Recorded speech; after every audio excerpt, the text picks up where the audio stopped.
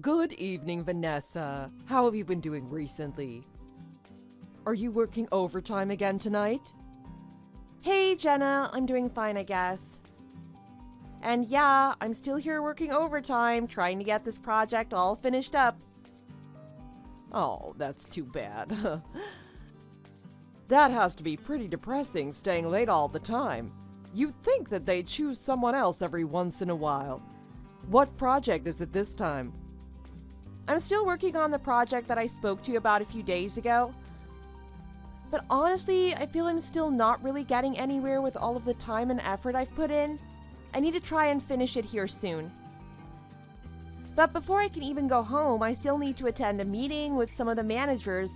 I have to talk to them about how things are going and how close the team is to finishing it up. It seems like for the past year and a half, this company's been treating you unfairly, huh? I guess a better way to say it is that you've become a slave to all of management's requests. Have you ever thought about going someplace else within the company? It's not like I want to go to a different department or leave this company or really anything like that, but out of all the other members that are a part of this project, I just feel like I'm the only one who doesn't get the chance to go home and relax. And I don't think I'm in any position to try asking management either. Ugh. That's unfortunate to hear from you. Heck, I wonder if I'd be allowed to leave from work early if I asked. Hey, you're an exception from all the rest of us here. You've been with this company for a rather long time now. And it seems like you don't really have to deal with any time-consuming projects, so I don't see why you couldn't ask them, but I'm a relatively average person within this company, so I couldn't get away with asking something as simple as that. Do you really think I could get away with those kind of requests? I don't have any idea of what goes on at work these days, and I'm still surprised by the fact that they let me continue working for this company. Maybe if I started working harder for the company, they'd allow me to join the project team with you. But let's be honest, do you really see management letting someone as useless and ignorant as me leave work early? Well, you're already home at this time of night, so they must be allowing it. Anyways, I still won't be going home because the meeting will probably end up going all the way until 9 p.m. or so. This place is really starting to wear me down. Besides all of this, I really need to start preparing for my wedding that's coming up. For someone who's such a workaholic like you, saying everything in an exhausted and burnt out tone must mean you really are in pretty rough shape.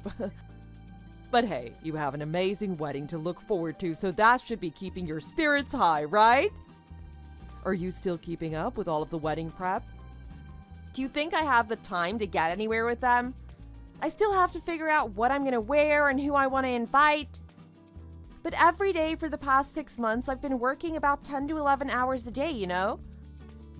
I've had absolutely zero time or energy to prepare and plan out this wedding and send invitations. And because I'm always feeling exhausted on my days off, I've had no urge to continue working on anything, no matter how meaningful it should be to me. Well, that'll happen from time to time, huh? But to most people, their wedding ceremony is a once-in-a-lifetime sort of event, right? You have no other choice but to prepare for it, or else you'll end up regretting this for the rest of your life. If it helps you at least a little, start to get those preparations for this wedding finished for me, all right? Huh? How would finishing plans for this wedding help you? I didn't mean anything particular by that. Don't worry about what I said. Anyway, I'm really looking forward to your wedding. Wait, are you really that excited for my upcoming wedding? I haven't really even talked with you about it yet. Of course, I'm excited that you're going to get married. Back when I was in charge of the research team at our company, I was pretty involved with watching over Mr. Harrington after he'd graduated from university and entered this company. And I've also been busy keeping an eye on you ever since you started working for this company. To me, you two have been making my working experience much less boring than it was before you guys arrived. And the way you both interact with one another made me always dream about what a cute couple you guys could be. Aw, Jenna, that's too kind of you to say. Not even I could take the time to bother watching 2 new hires enter this company. I'm so glad that you're one of my superiors. Because of all the help that you've given me from the very start, I've been able to make it farther than I could have imagined within the company. What are you trying to say by that? Are you saying that you use my fondness of you to overtake my position and become one of the leading members of the project team? You really are quite a cunning one, aren't you?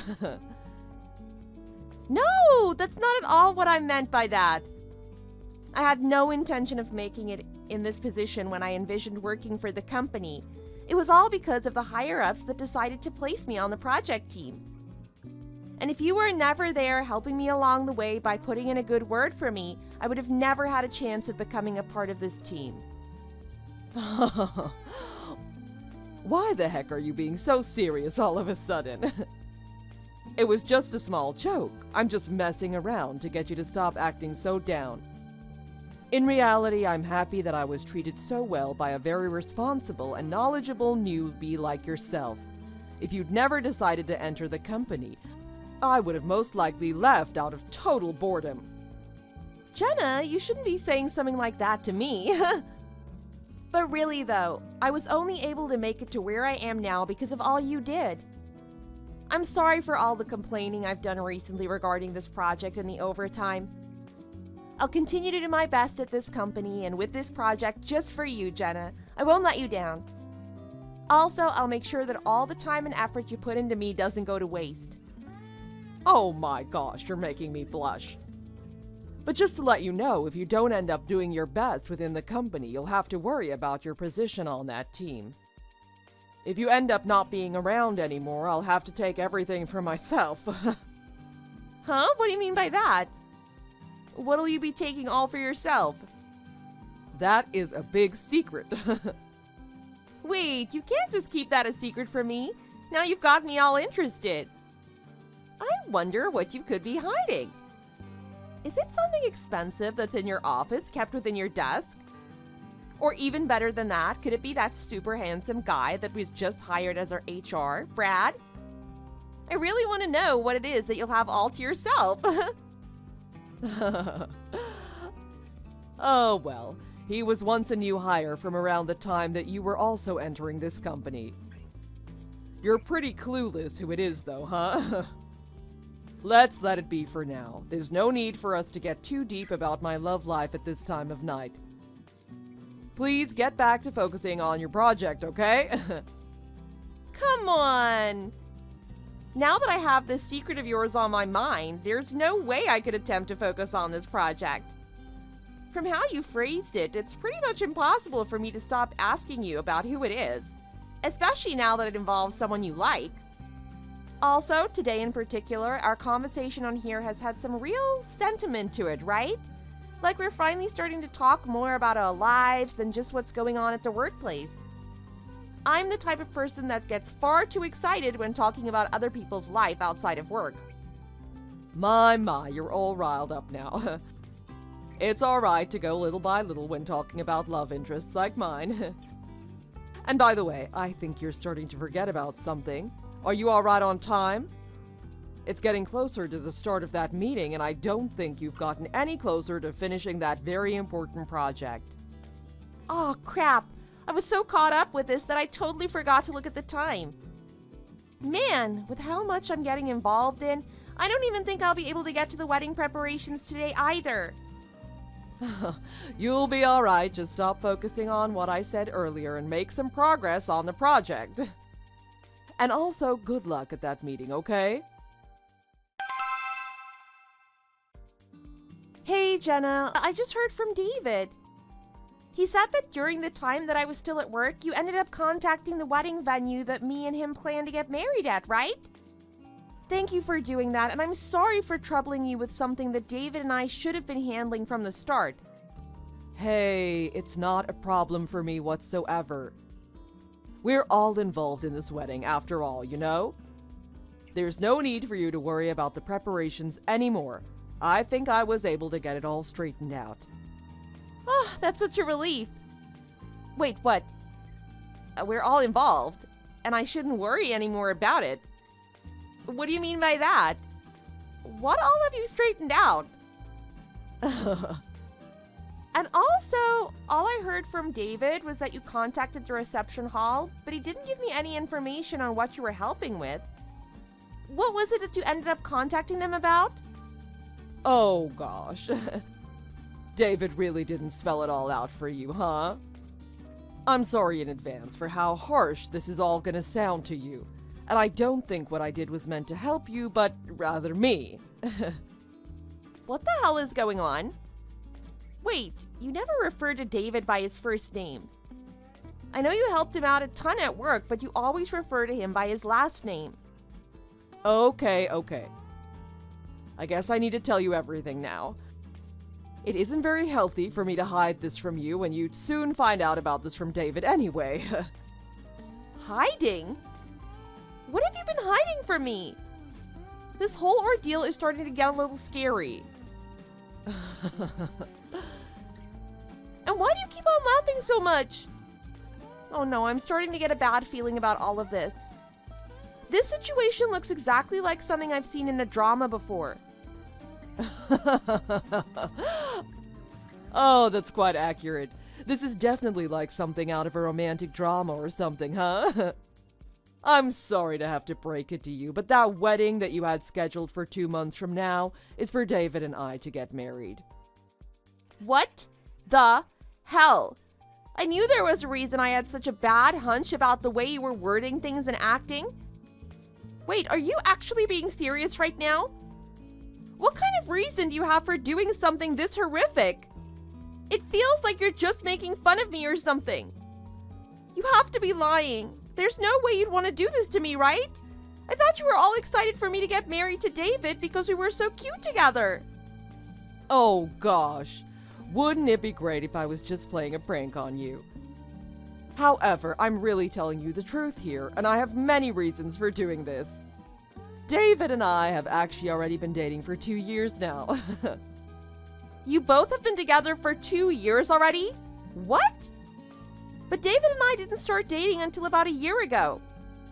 Does that mean he's been having an affair with you this whole time? He's the worst. Does that not make you feel disgusted by him? Actually, it's you that's been causing all the problems with our relationship. Before you had even entered the company, David and I already knew each other and were having such an amazing relationship together. I'd first met him at his interview just before he graduated, and for a while I'd been planning to get married to him. But then you came between us, breaking our relationship, and then you took David's eyes off of me. I didn't know anything about you guys being together. If you were dating him, why didn't you tell me? Also, why would you have been referring to him by his last name this whole time then? If I had known that you and him were a thing, I would have never thought about asking him out. Oh, is that so? Didn't you realize that I had feelings for him by the way I looked at and spoke about him? I was always trying to stick around him at work until you started dating one another, right? But I told you already that I couldn't tell that anything was going on between you two. Well, I decided that for a few days before your wedding was the perfect time for me to take David back from your thieving hands, the same way you took him from me a year ago. As long as we've been dating, I knew he was looking to spend time with other women, but I thought I was good enough to keep his wandering eyes away from those other women. However, I didn't expect you to backstab me and ask him out. For 2 years, you knew he was trying to get with other women? It would have been nice if you told me what he was up to before I'd gotten involved with him. I'm shocked that you and him have been together all this time, but I'm even more shocked by the fact that you wouldn't bother letting me know. Especially if you were going to get upset with me instead of the one you knew was cheating. I can't even start to comprehend your way of thinking. You being so confused and wrecked by all of this brings me so much joy. All along, you've had such an innocent and childish aura to you. But even so, David, everyone at work, and my position on the project team, you took it all away from me in the end. That's ridiculous. Me having everyone's respect at work and becoming a member on the project team, I thought that was all because of you, and I was thinking that you were happy about my success. Oh, so now you're gonna start talking back to me. Anyways, there's no point in arguing about this subject anymore, right? Because after 2 dreadfully long years of constant worry and jealousy, I was finally able to get David back from you and use your wedding to get married to him. It seems like I really got the jump on you after all. If you'd really go as far as to say that you got the jump on me, then that would mean that David is okay with you being the one to marry him, right? With everything you've told me about him, he could already be with another girl as we speak. Has he finally realized that you're the one he's most interested in marrying? That is right. David is pretty indecisive after all, so in all reality, he would have been fine with marrying either of us. Luckily, I was able to snatch him back right before your guy's big day. You looked like you really wanted to marry him, so I thought he'd already gone ahead and forgot about me. But it turned out that he was still a little hesitant on who he really wanted to be with. So in the end, I used a little bit of persuasion to take him away from you. Oh my god, he actually is a giant piece of garbage. But come on, are you really going to be okay with marrying him? Are you really sure about being the bride of a man who's okay being with any woman he chooses? This all seems to me like the making of a future divorce. Of course I'm okay with it. I was able to steal him back from you, so I'll be just fine getting him to stop thinking about any other woman whenever I need to. On a side note, David's still young and very intelligent, so don't you think he could be the next candidate for a managing position in our company? He's got a safe road to becoming successful and rich. There won't be any downsides to grabbing a hold of a man like him and making our relationship strong. So that's the way you decide who you want to marry then, huh? I never thought you were the kind of shallow person that uses money and success as a way to gauge if you should marry someone or not. Do you even care that he's cheated on you at all? I guess I was just imagining you as some sort of decent and thoughtful person. You have such a way with words. Thank you for having thought of me as a genuine person. But the person you thought I was and the person I really ended up being, well, they're barely alike. I find it super embarrassing that I have to sit here listening to someone as disgusting as you talk about how all of this is just normal. And to think I'm the one being blamed for all this crap? You couldn't be more right. It's crazy how much an eye-opening event like this can make someone change in an instant. I was always being fake with all that sentimental crap that I said to you. But even though I was hinting just a little bit at all of the fooling around that was going on with David and I, well, you pretty much let it all go right over your head, huh? Never did you second guess a single thing I said or did, until I finally decided to say it straight to your innocent face. Wasn't it obvious to you, though, that I wouldn't be able to pick up on your hints? You were really trustworthy to me, so something like this actually happening was never on my mind. I could have never guessed that you and David were going to stab me in the back right before our wedding. Oh no, did I finally end up burning our bridge? I'm really, truly sorry about that. I'll let you in on something even better. Last week, when you and I were messaging each other while you were working overtime, I was out drinking with David. I should have guessed. That's why you were so happy to hear that I was doing overtime and wouldn't be home until later that night. Right on the mark.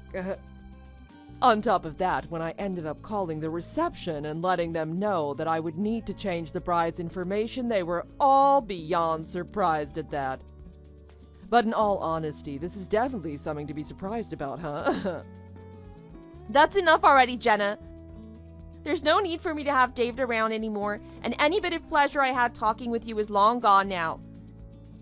Please go ahead and enjoy the wedding just the way you've stolen it from me between you and David. And as a side note to all of this, you'll be covering all the costs, right? Naturally, as if you have any say in the matter. David is on course to become one of the elite within the company. I'm sure his salary will grow dramatically within the next few months, so he'll be able to afford everything and anything at our venue. Well, I hope you enjoy being with that money bag of yours. From now on, I have no desire to hear from you or him, so please don't try to contact me. So long. It looks like I got on your last nerve. See ya, loser. And by the way, this should be pretty obvious to you, but you're not invited to our wedding. On our special day, please stay in your bed and cry about what a wonderful wedding you could have had. Wait. Hold on for 1 second. What the heck is going on here? Isn't today's wedding supposed to be in Vegas? When I arrived at the reception hall, they told me that I'd made a mistake and that the wedding is taking place in Paris. Are you kidding me right now? Huh? I told you not to speak to me anymore. Didn't I say that to you a few days ago? Are you not able to read English or something? I can read, you idiot. And I didn't message you because I wanted to. When I arrived at the reception hall in Las Vegas, I was told that I was at the wrong venue and that my wedding is taking place in France. There has to have been a misunderstanding. What the hell do they mean by that? Well, first things first, I want to know why you thought that your wedding was in Las Vegas. I'd assumed you were the one who changed the location of the wedding to Paris. After all, you were looking at a wedding pamphlet for venues in France, right? I don't know what you're talking about. The pamphlet that David was reading through was for places in Las Vegas, I thought. And after I'd called to change the bridal information for the wedding, they told me that the wedding would take place here in Las Vegas. Oh, I see now. That pamphlet was for all of the venues that company owns. Vegas is just one of them. You do know that you were dealing with a company that has multiple venues, don't you? A bride wouldn't normally make such a careless mistake like this on one of the most important days of their life, right? But I suppose you were never the brightest one, huh? Seriously. Hold on.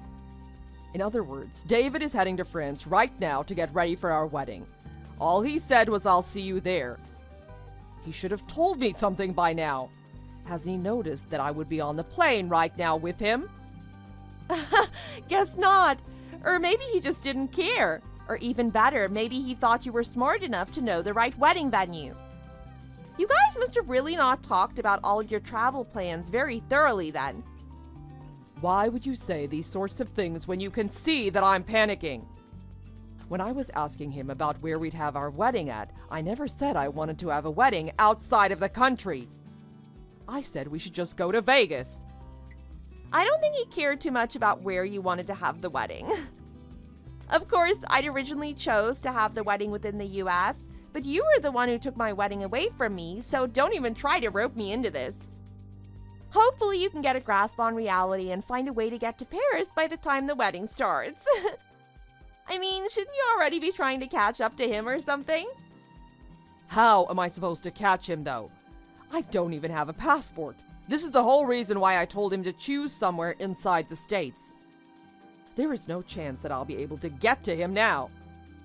How should I even go about canceling the wedding? Wouldn't it be best to just call the reception hall first and ask if it's okay for you to cancel the wedding? But let's be honest, is that even going to work for you? I mean, you're really cutting it close trying to cancel the wedding on the day of. You'll end up having to pay the full wedding fee anyway, right? What's going to happen when David's family shows up and there's no bride for the wedding? They're certainly going to be mad about wasting their time and money to go there. Oh, God. They'll end up going all the way to France for absolutely nothing. It'll be a huge waste for them. And worst of all, this will make me look super bad. You're going to be the one that has to pay for their travel and lodging expenses as well, you know. A while back, I'd said that paying for all of those who I invited would be pretty tough. But David said making our guests pay for the flight and hotels would be very disrespectful to them. I can't stop laughing. You'll have to blame him for that one. That idiot! Causing all of this needless crap for me. But seriously, you'll be the one causing the most problems for everyone by not showing up to your own damn wedding. Ugh, this can't be happening to me. Having to pay for a wedding that I won't even be showing up to, and also having to pay for all our guests on top of that will be the end of me. And even if I decide to cancel all of this now, I'll still have to pay 100% of the wedding fees. Wait, I've got an excellent idea. How about I just give up and forget about the wedding and give it back to you? Consider it a nice present from me. What? I think you've finally gone off the deep end with that sort of talk. I wasn't joking around by saying that. I wanted to marry David, but since I can't be bothered anymore with all of this, how about you have it all back? You were really in love with David, right?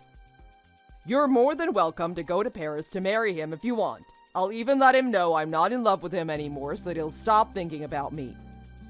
If you do this for me, I won't have to hand over a single penny towards the wedding and you'll get to be with him. You are being hilarious right now. Do you really think that I would just put all of this headache that you caused behind me and say, sure, that's fine with me. I'd love to marry an unfaithful guy like David. Hey, it's not like we need his approval or anything. From the very start, this wedding was meant to be between you and David. Oh, that's right, I can just call the reception hall and ask them to change the bride's info again for me. I'm sorry, but I don't think you can pull that off a second time. Even if you try to talk them into changing the information back to mine, I can't possibly see anyone there believing you. What? There's no harm in trying. It's not my fault that all of this is happening, you know. Why are you even still talking to me as if this is my problem? This fiasco was created by no one else but you two, right? Well, if I can't find a way to go to France and I can't find someone to go in my place and marry David, then I'll be stuck having to pay for the whole wedding and everyone's expenses. That's absolutely right. Also, you should already know by now that the expenses won't stop there. They wouldn't. On top of all this, what more could there possibly be? Naturally, David wouldn't have enough saved up to cover any other fees, right? There's no way we'd be able to pay for anything else. You can't just say that you won't be able to pay because you'll have no other choice. The other expenses will be from me suing you for emotional damage. You're gonna try and sue me. Wait a second. You can't claim that sort of thing from David or I because you guys haven't even married one another yet. You greedy wench, you're just trying to find a way to make money from this. I've consulted with a lawyer and he says there is in fact a good chance I can win a case against you. So lawyer up, that is if you can afford one after all the money you need to pay from the wedding. And thanks to all of the conversations we've had on here, I've now got plenty of evidence pointing to you ruining our wedding. What? Those who are engaged also have to give consolation money if they break up. How much do you plan to ask for then? We really don't have that much money to give you. It really doesn't matter to me how much money you or David have. My lawyer says I could sue for anywhere in the ballpark of $20,000 all the way up to $40,000. $40,000. There is no way I'll be able to pay something as insane as that. Well, you're gonna have to find some way to pay up. Maybe it's a good time to start looking for your lawyer who can help. You'll already be paying around $20,000 for the reception hall in Paris, and on top of that, you'll have to pay for your guy's hotel, as well as the cost of all who you invited to come to the wedding. With all that in mind, you'll have to pay around the same amount that you'll owe me, $40,000, right? So I feel I should be given an equal amount to those costs. Wow, now that I really think about it, that's gonna be quite a serious bill. You're really saying that David and I will have to pay around $80,000 in total for the wedding, all of our guests, and consolation fees to you. It seems that way. And don't forget about the cost of getting a lawyer to help you. Also, remember when you were talking about David being pretty wealthy and how he seems to be on the way to making even more money? Well, you must have also known that he puts a decent amount of that money into sports betting. What? He gambles with it? You're lying. I have never seen him go out and gamble, not once. He did a pretty good job at hiding that fact from you, I guess, but I thought I should let you in on it since that might help when choosing how much each of you have to pay. But to be very honest, because of all his gambling, he practically has zero money in savings. And since he didn't have enough saved, my parents and I, along with David's parents, ended up doing most of the saving towards our wedding day. But since you and your parents' part of the payment won't be covered, that'll all be left to David's parents, my parents, and myself to pay? Well, not exactly. I don't believe that David's parents will be paying anything either now. I thought letting his parents know the details about how he'd be marrying you over me was a responsible thing to do. And since they seem to really care about me, they were not only upset with David, but also decided that paying for his part of the wedding wasn't something they wanted to do anymore. They said they had no plans of going to see your guys' wedding today either. But the most important thing to remember is that you and David are all on your own. What? You have to be messing with me. This is all just a dream, right? It has to be. Jenna, this is all very, very real, and you'll soon need to start accepting all of the mayhem you caused. Well, anyways, with that, I think our conversation is done here. Congratulations on your guys' wedding, and I look forward to hearing about how you plan to pay me later. Jenna was never able to make it over to France to meet with David at their wedding, since she didn't have a passport in the first place. And because the bride never ended up coming to the venue, the wedding was not allowed to be held. Hilariously, David and Jenna were both billed $40,000 for the reception hall and for all the guests that were invited to their wedding. Along with that, things are moving forward with my case against them. It's looking like they'll owe me an additional $20,000 for what they did. Because of this whole wedding disaster, Jenna and David got into a huge fight. They ended up having to live together in an old rundown house instead of separation, as that was their best chance of saving some money. Of course, they continued to have fights in the meantime while they were still together. Even though the both of them tried to keep all of these humiliating events a secret, our company eventually found out and they were both fired for constantly arguing while at work. As one would expect, when you decide to try and ruin someone's wedding by stealing their fiancé and using their wedding plans, you're bound to get what you deserve in the end.